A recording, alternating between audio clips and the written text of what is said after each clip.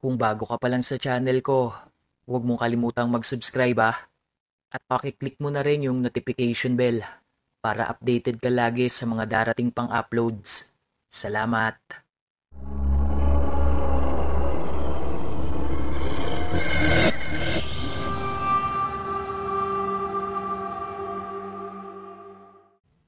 Bagong occupant si Mona sa boarding house ni Aling Barang na di kalayuan sa aming bahay dito sa syudad ng Caloocan. Hindi siya gaanong palakibo, laging nakatungo kapag lumalakad at wala akong alam na kaibigan niya o kaya malapit sa kanya sa lugar namin. Naging malaking palaisipan sa akin ito at mas naging interesado tuloy ako na makilala siya. Kaya naman ang minsang mataon na nasa tindahan ako ni Aling Osang at magsadya siya doon upang bumili ng ilang kailangan, ay hindi ko na inaksaya ang pagkakataon. Miss, bago ka yata dito? Panimula ko. Ako nga pala si Kyle. Sabay abot ng aking kamay. Noong una ay tila mapapahiya ako dahil hindi niya agad inabot ang aking kamay. Pero dahan-dahang bumaling siya at nag-angat ng muka. Sabay abot sa kamay ko. Ako si Mona, bagong boarder ni Aling Barang. Ngumiti siya at lumitaw ang maliit na dimple sa kanyang mga pisngi. Pati na ang mga ngipin niyang mapuputi at buong buo. Maamo ang kanyang muka na bumagay sa tuwid niyang shiny black hair. Tipong pang-commercial baga. Balingkinita ng kanyang makurbang katawan na balansing-balanse sa katamtaman niyang taas. Nabihag niya agad ako sa unang kita ko pa lamang sa kanya. Parang napako ako sa kinatatayuan ko. Wala ring lumabas na anumang salita mula sa aking bibig. Nagulat pa ako nang bawiin niya ang kanyang kamay. Sabay talikod at naglakad ng palayo. Ngunit nang makailang hakbang na siya, ay lumingon pa ito at nag-iwan ng matamis na ngiti. Napansin kong nagtataglay din pala siya ng magagandang pares ng binti. Nalalo pang naging kaakit-akit. Sa kutis niyang napakakinis. Parang perpekto na nga siya sa tingin ko. Sa totoo lang, sa lugar namin ay maraming gustong mangligaw kay Mona. Maraming binatang nagpapasaring. Pero malaki ang lamang ko sa kanila. Hindi nyo na itatanong, ako ang pretty boy sa lugar namin. At madalas kesa hindi, nakukuha kong escort sa mga sagala tuwing sasapit ang Flores de Mayo. Kilala rin ako sa aming lugar na matinik sa babae. Kaya walang maglakas loob na tapatan ako. O ano, di natulala ka. Kantsaw ng mga lalaking naroroon.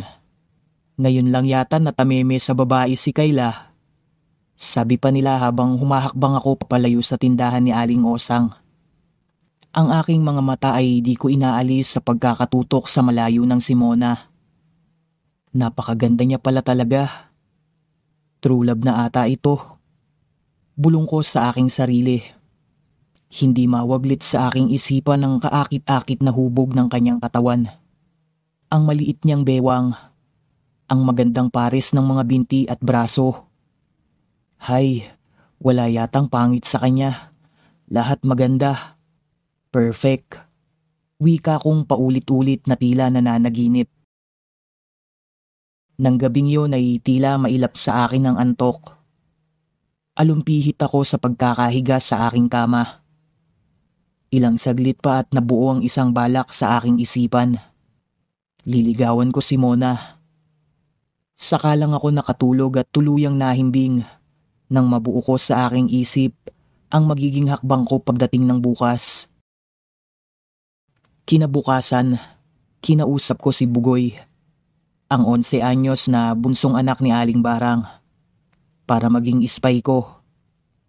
Ibinida ko kay Bugoy na nakausap ko na si Mona at pumayag itong makipagkilala sa akin. Siyempre pa, pinaandaran ko si Bugoy. Sinabi ko sa kanyang pakiramdam ko ay may tama rin sa akin si Mona. Kaya nga lang ay kulang kami sa chance na magkasama. At bumilib naman ang bunso ni Aling Barang. Ipinakiusap kong manmanan niya si Mona. kung saan ito pumupunta at ano-ano ang ginagawa nito. I-report lang niya sa akin at ako na ang bahala sa kanya. Mukhang interesado naman si Bugoy sa deal namin, kaya napapayag ko ito. Nang hapong iyon nga ay may ibinulong sa akin si Bugoy. Sa tingin ko pa nga sa kanya ay excited na excited siya habang nagre-report siya sa akin nang tungkol sa itinerary ni Mona noong araw na yon. Sigurado ka ba riyan? Anong oras naman siya tutungo ng bayan? Magkasunod kong tanong kay Bugoy. Oo naman, 3:00 ng hapon. Nasa hintayan na siya ng tricycle. Maniwala ka Kuya Kyle, hindi ako papalpak sa'yo. Pahabol pa nito. At napansin kong nakalahad na agad ang palad niya sa aking harapan. Diyan ako bilib sa'yo Bugoy. Ang bilis mo talaga. Sabay dukot ko sa aking bulsa at lihim na inabutan ko siya ng isang malutong na 20 pesos. Pauna lang yan Bugoy, galingan mo pa at sa susunod ay dadagdagan ko yan. Bulong ko bago tuluyang lumayo sa akin si Bugoy, pauwi sa kanilang bahay. Nang hapon ngang yon, bago sumapit ang 3:00 ay nakatayo na ako sa hintayan ng tricycle. At tamang-tama naman, nang lumingon ako ay natanaw ko na si Mona. Nakamaong ito at pink na t-shirt. Babaeng-babae talaga siya sa lahat ng anggulo. Lalo tuloy akong nabibighani sa kanya. Hi Mona, mukhang may lakad ka. Maagap kong bati sa kanya nang mapalapit siya. Naagad naman itong tinugon. Sa bayan ang punta ko Kyle. Ikaw, saan naman ang punta mo? Balik tanong niya sa akin. Napansin kong hindi na siya gaanong naiilang sa akin. Di tulad kahapon nang una kaming magkakilala. Madali naman pala siyang makipagkaibigan. Naisip ko tuloy. Akalain mo nga naman, sa bayan din ang punta ko eh. Pwede bang sumabay na lang ako sa'yo? Na para bang hindi ko naman alam na doon nga ang punta niya. Gusto ko na talagang pumalakpak sa galing ng informer kong si Bugoy. Sa una pa lamang ay pinabilib niya na ako. Sa madaling sabi ay sabay nga kaming sumakay ng tricycle ni Mona. Parang hindi ako sumasayad sa aking upuan ng mga sandaling katabi ko siya. Lalo na nang hindi sinasadyang magkadikit ang mga braso naming dalawa. Sabay pa kaming napalingon at hindi rin sinasadyang magtama ang mga mata namin. Para kaming mga batang nagkagulatan. Nang bigla ay sabay din naming binawi ang mga tingin namin sa isa't isa.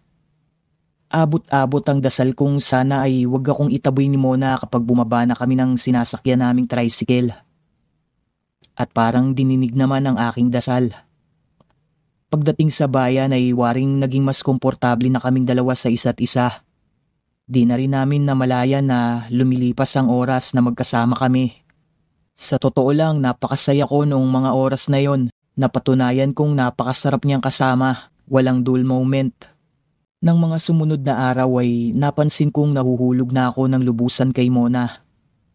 Ang problema, hindi ako makapagsimulang magtapat sa kanya. Laking pasasalamat ko rin at nariyan si Bugoy para bigyan ako ng tip. At hindi naman ako nasira sa aming usapan. Busog lagi itong si Bugoy sa akin. At may bonus pa akong ipinangako sa kanya kung sakaling mapasagot ko si Mona. Pero kailangang magmadali na rin ako. Dahil kung hindi, sa malaon at madali ay baka maubos na ang allowance ko sa kakaabot ko ng suhol kay Bugoy. Mukhang sa isang yan ka mahihirapan na, Kyle. Kantsaw na naman ang mga barkada ko sa tindahan ni Aling Osang. Abay, kay tagal mo nang tinututukan. Hanggang ngayon ay hindi mo pa rin napapasagot. Dagdag pa nila. Dati-rati kapag inaasar ako ng ganoon ay sinasagot ko sila. Ewan nga ba kung bakit pagdating kay Mona, talagang natutorpi ako at nananahimik na lang.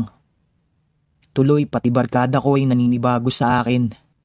Pati basketball ay tinatanggihan ko na ngayon. Nang sumunod na gabi ay dumalaw ako sa boarding house nila Mona. Nagdahilan akong napadaan lang. May dala akong isang imported na magazine na isasaoli ko sa kaibigan kong si Gerson na nakatira sa duluhan. At isang bungkus ng bawang na order ng mami ni Gerson galing sa probinsya namin. May kakatwa akong napansin kay Mona nang makita niya ang bawang na dala ko. Nakiusap siyang iwanan ko na lamang yon sa may gate na malayo-layo sa inuupuan namin. Hindi ko naman siya matanong kung bakit. Pero panaka-naka ay parang naaapektuhan siya sa tuwing mapapadako ang mga mata niya sa bungkus ng bawang na iniwan ko sa gate. Minabuti kong simula ng kwentuhan. Paano ka nga pala napadpad dito sa lugar namin? Tanong ko kay Mona. Galing ako ng Visayas. Una akong napadpad sa Malinta. Dito naman ako sa Caloocan nakahanap ng trabaho. Nakilala ko sa pinapasukan ko si Tina. Siya ang nagyaya sa akin na mag-board ako dito. Mahaba-habang kwento ni Mona. Kung ganun pala ay dapat akong magpasalamat kay Tina. Nasaan ba siya? Tanong ko ulit kay Mona. Tulog na siya. Napagod yata. Madalas kasi siyang nag-o-overtime. Alam mo, mahiyain ang kaibigan kong yon. Lagi na lang nasa loob ng kwarto. Parang pagdadahilan ni Mona. Mabait ang kaibigan kong yon. Sabi niya para rin daw siyang may kapatid dito sa malapit. Kasi narito raw ako. Miss na siguro niya ang mga kapatid niya. Sabi ko naman nagpapasalamat ako dahil mabait siya sa akin. Patuloy na kwento ni Mona. Nag-usap kami ni Mona ng matagal. Medyo nagpasaring na ako sa kanya. At sa tuwing magpapasaring ako ay ginagantihan niya ako ng matatamis niyang ngiti. Kaya naman kampante akong hindi ako mapapahiya. Hindi magtatagal at sasagutin din niya ako. Yung unang dalaw ko pa lamang na yon ay inabot na kami ng maghahating gabi sa sarap ng aming kwentuhan. At take note, panay na ang hampas niya sa braso ko at hita sa tuwing natatawa siya sa mga joke ko. Natigil lamang kami nang lumabas ng pinto si Aling Barang at maayos kaming pinaalalahanan. Kyle, maghahating gabi na. Delikado ngayon. Hindi niyo ba nabalitaan yung natagpo ang bangkay sa may duluhan noong nakaraang linggo? Pagbabalita ni Aling Barang sa amin. Sa duluhan pa naman ako pupunta pagkatapos dito. Bakit hindi ko nabalitaan yon? Siguro nga dahil puro si Mona na lamang ang laman ng isip ko. Bulong ko sa aking sarili. Sa duluhan kasi ay may malawak na sagingan at wala gaanong bahay na nakatirik sa dakong iyon. Pangatlo na raw iyon sa nabibiktima ng gumagalang aswang, sabi ng mga taga-duluhan. Pagpapaalala pa nito. Hindi ko maintindihan ngunit nang mapasulyap ako kay Mona, tila namumutla siya at naging balisa. Naisip ko na baka natakot lamang siya sa ibinalita ni Aling Barang. Sige po Aling Barang. Salamat po sa paalala. Magpapaalam na po talaga ako na unahan niyo lang ako. Tugon kong nakangisi. Pagkarinig ni Aling Barang sa aking sagot ay tumalikod na ito at papasok sa loob ng kanyang bahay. Nagpaalam na rin ako kay Mona at nangakong babalik ako kinabukasan. Hinatid pa ako ni Mona sa may gate at bago siya nag-good night ay may pahabol pa. Pagbalik mo dito ka na maghapunan. Ipagluluto kita ng masarap na adobong atay. Nakangiting wika nito bago tuluyang pumasok sa boarding house. Ako naman ay lumakad na dala ang bungkus ng bawang. Bago ko pa marating ang kanto ay naalala ko ang imported magazine na dala ko. Nakalimutan ko pala ito sa bangkong inupuan namin ni Mona kanina. Naisipan kong balikan yun bukas para kunin. Pero naisip ko ring baka makachamba pa ako ng goodnight kiss kay Mona. Ngayong wala na ang asungot na si Aling Barang. Sa ganito ay dali-dali akong bumalik ng boarding house. Nang papalapit na ako sa may gate ng boarding house nila, ay may narinig akong kaluskos mula sa loob ng kanilang bakuran. Dinasal-dasal kong sana ay si Mona yon. Baka gusto rin niyang makakiss. Dahan-dahan akong lumapit at bahagyang sumilip sa loob ng bakuran. Wala nang ilaw sa buong kabahayan. Tanging ang liwanag na lamang ng bilog na buwan ang tumatanglaw sa lugar na kinaroroonan ko. At totoo nga, may babaeng nakatayo sa hardin. Lumingali nga muna siya at maya-maya ay nag-alis ng kanyang damit pang itaas. Hindi na ako nakagalaw mula sa poste ng bakod na pinagtataguan ko. Kaakit-akit ang hugis ng katawan ng babaeng yon. Kahugis ng kay Mona. Nakita kong parang may pinupunas sa kanyang katawan ng babae. Nangingintab ang kanyang balat nang tamaan ng munting liwanag na dulot ng buwan. Napansin ko na tila nanginginig ang kanyang katawan. Parang masusuka siya habang namimilipit sa sakit. Maya-maya pa ay tumuwad ito paharap sa pinagtataguan ko. Ilang sandali pa, napuno ng napakalansang amoy ang paligid ng lugar na yun. Halos bumaliktad ang sikmura ko. Tiniis ko na lang, kesa naman mabistong nanunubok ako. Nang mag-angat ng muka ang babae, ay halos pawian ako ng malay sa labis na takot. Sabukot na ang buhok nito. Mabalasik ang maitim niyang muka at parang umaapoy ang kanyang mga mata. Katakot-takot na kilabot ang gumapang sa katawan ko nang mapansin ko ang napakahahaba at napakatutulis niyang kuko. Habang hinihimas nito ang kanyang mga braso, pakiramdam ko ay lahat na ng buhok ko sa aking katawan ay tumayo nang lumitaw ang maiitim niyang pakpak na matutulis. Dahan-dahan akong nagkubli sa malagong maseta sa gilid ng bakuran at doon ay muli akong nagmanman. Maya-maya pa ay may narinig akong pagaspas ng tila malalaking pakpak ng ibon. Nanggagaling yon mula sa loob ng bakuran. Sumilip ako at nakita ang babae na naging tila isang halimaw na may maiitim na pakpak. Parang nabibingi ako sa ingay na likha ng halimaw na yon habang lumilipad ito papalayo. Sa pagtataranta ko ay napakapit ako sa mga halamang nasa gilid ng bakod kung saan ako nagtatago. At halos mapahiyaw ako nang maduro ako ng mga tinik ng mga halamang yon. Habang dumudugo ang mga daliri ko ay patakbo akong umuwi. Hindi ako makapaniwala. Sino ang babaeng yon na naging aswang? Kung pagbabasihan ay ang figura ng katawan ng babae sa dilim, masasabi kong si Mona yun.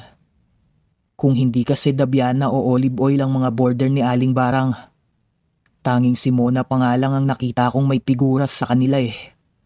Pero naisip ko ring sana nga ay meron pang iba. Di yata't si Mona ang gumagalang aswang na pumaslang sa 3 biktimang nakita sa duluhan. Kaya ba siya namutla nang mabanggit ito kanina ni Aling Barang? Kaya ba takot siya sa bawang at mahilig siya sa adobong atay? Katakot-takot na tanong na hindi ko kayang sagutin ang naglaro sa aking isipan. Nakahiga na ako sa loob ng aking kwarto ay iyon pa rin ang iniisip ko. Hindi ko alam kung dapat akong manghinayang o magpasalamat sa nasaksihan kong lihim ng pagkatao ng babaeng minamahal ko. Putya naman, akala ko natagpuan ko ng babaeng pakakasalan ko. Bakit ikaw pa, Mona? Bakit kung kailan narito ka na sa puso ko? Saka ko pa nalaman ang tunay mong pagkatao. Naghihinagpis kong tanong sa aking sarili. Alam ko, mahihirapan akong iwasan kita. Pero kung yun ang dapat kong gawin, titiisin ko. Pero patuloy pa rin akong magmamahal sa'yo. Kahit na nasasaktan ako. Mahal na mahal kita, Mona. Sa isip-isip ko hanggang sa makatulog ako. Kuya Kyle, ano bang nangyari? Bakit hindi mo na pinupuntahan si Ate Mona? Nagkagalit ba kayo?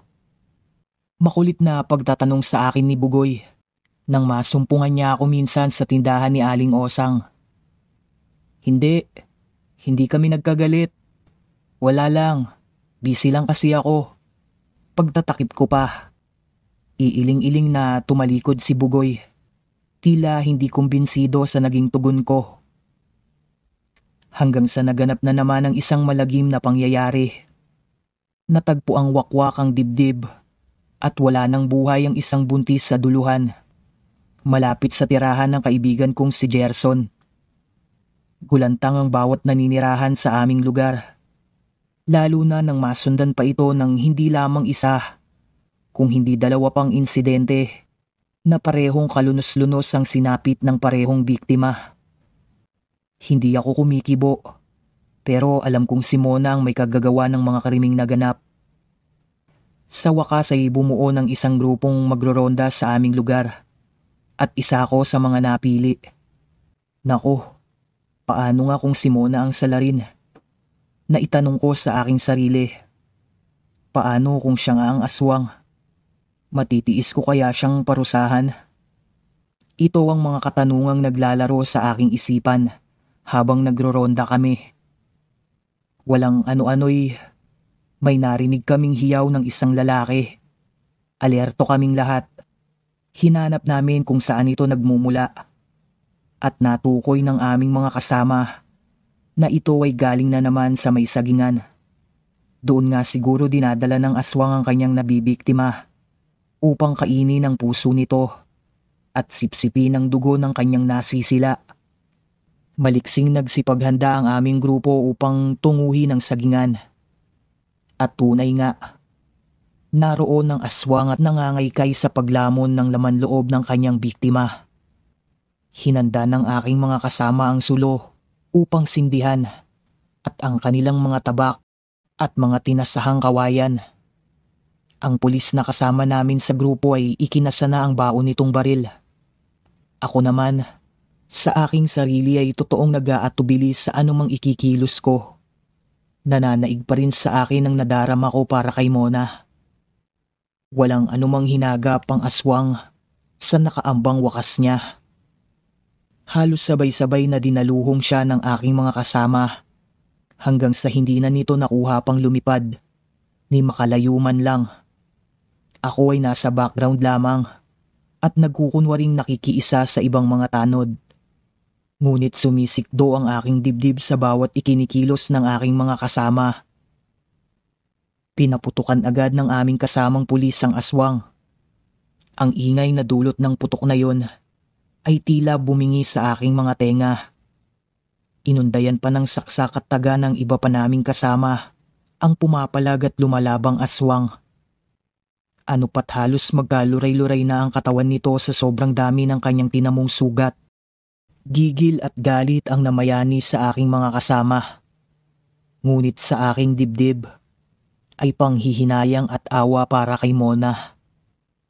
Dumurugo ang aking puso sa bawat patak ng dugong dumadaloy sa katawan ng aking mahal. Dinala namin ang napaslang na aswang sa gitna ng plaza upang mamalas ng mga kalugar namin ang kabayanihan ng mga kalalakihan sa aming lugar at upang patunayan na ang pagkakaisa naming mamamayan ay isang tagumpay. Isa-isang dumagsa ang mga tao sa plaza. Nanlalambot akong umupo sa isang bunton ng hollow block sa gilid ng plaza. Hindi ko mapigilan ng pagpatak ng luha sa aking mga mata. Tila sasabog ang aking dibdib. Ibig kong sumigaw ngunit nanatiling tikom ang aking bibig. Nanunuyuman din ang aking lalamunan ng mga sandaling yun. Napatda ako nang mula sa aking likuran ay may narinig akong pamilyar na tinig. Nagwakas na ang kasamaan niya. Salamat po Diyos ko. Ang wika nito. Napalingon ako at laking gulat ko at tuwa nang masumpungan ko si Mona. Ang aking pinakamamahal na si Mona ay nakatayo sa aking likuran at malungkot na nakangiti sa akin. Buhay na buhay siya. Salamat sa inyo. Hindi na ninyo hinayaang dumami pa ang pinsalang dulot ng aking kaibigang si Tina. Maluwaluhang wika nito sa akin. Hindi ko kasi kayang ipagkanuno siya. Sa labis na tuwa, niyakap ko ng mahigpit si Mona Hindi naman siya tumutol. Nangyayain ko siya upang umupo kami ay nagpaunlak siya. Nagkaroon siya ng pagkakataong magkwento tungkol kay Tina. Maganda raw ang namagitang pagkakaibigan kina Mona at Tina. Ayon kay Mona, tanging siya lang ang nakakaalam ng lihim ni Tina. Ito daw ay ulilang lubos na. Itinakwil siya ng kanyang mga kapatid nang malamang namana niya mula sa kanilang lola ang pagiging aswang nito. Ito ang dahilan kung bakit nilisan ni Tina ang kanilang baryo at nagpa siyang magpamaynila. At sa Caloocan nga siya nakahanap ng trabaho. Maraming naging kaibigan si Tina. Subalit ang lahat ng mga ito ay nagbago at nagsilayo nang sabihin niya sa mga ito ang iniingatan niyang lihim. Tanging si Mona lamang ang tumanggap sa kanya at nagpakita ng pagmamalasakit. Madalas ay pinapayuhan daw ni Mona ang kaibigan na magbasa ng Bible, magsimba at magdasal ng madalas. Subalit malakas talaga ang hila ng itim na kapangyarihan at nagpatalo si Tina rito. Inamin ni Mona na napakasakit para sa kanya ang sinapit ng kaibigan. Ngunit iyon ang nararapat maging wakas nito at wala siyang magagawa. Tahimik na nanangis si Mona sa aking tabi. Kinabig ko siya sa aking dibdib. Dala ng matinding awa sa kanya. Hindi ko alam kung paano nangyari ang lahat. Ngunit sa isang iglap ay nagkatagpo ang aming mga labi. At bago sumilay ang liwanag ng araw ng umagang yon, ay nagkatagpo naman ang aming mga puso. 4 na taon na matapos ang araw na yon, kung kailan nagupo ng mga residente ng aming lugar ang aswang, ay nagupo ko naman ang aking aswang. Asawa pala. Asawa ko na si Mona ngayon at nagdadalang tao pa. Nakagat na kasi siya ng aswang na si ako.